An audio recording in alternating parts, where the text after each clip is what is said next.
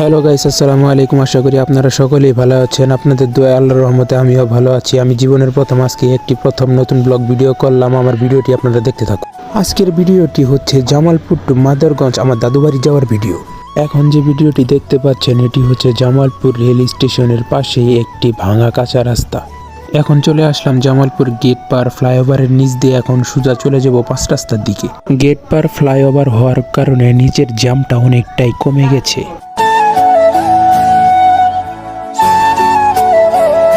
এখন আমি চলে আসলাম জামালপুর 5 রাস্তা থেকে ডাইরেক্ট সোজা চলে যাব মাদারগঞ্জ রোডে। যারা জামালপুর থাকেন তারা অবশ্যই চিনে থাকবেন 5 রাস্তা কোথায়।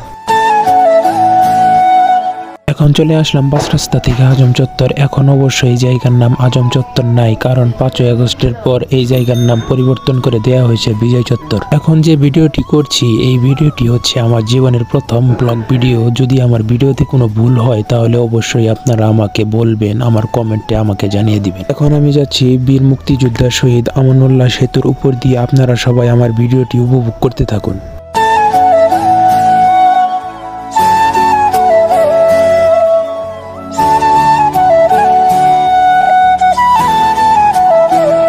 ইতিমধ্যেই আমরা চলে আসলাম ভাবকি বাজারে। এখন যে কলেজটি দেখতে পাচ্ছেন এটি হচ্ছে ভাবকি বাজারে টেক্সটাইল ইঞ্জিনিয়ারিং কলেজ। খুব শীঘ্রই আমরা চলে আসলাম হাজারাবাড়ি বাজারে। হাজারাবাড়ি বাজার থেকে এখন আমরা মিলন বাজারের উদ্দেশ্যে রওনা হব।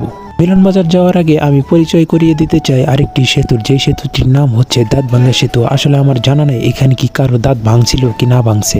আসলে যদি আপনাদের কারো জানা থাকে অবশ্যই আমার কমেন্ট বক্সে জানিয়ে দিবেন।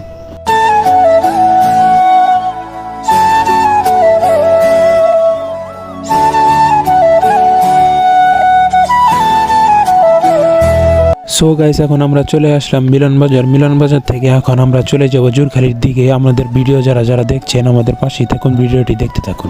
ফাইনালি চলে আসলাম আমার দাদু বাড়ি। আপনারা সকলেই ভালো থাকুন, সুস্থ থাকুন। ভিডিওটি আর বাড়ালাম না। আল্লাহ হাফেজ।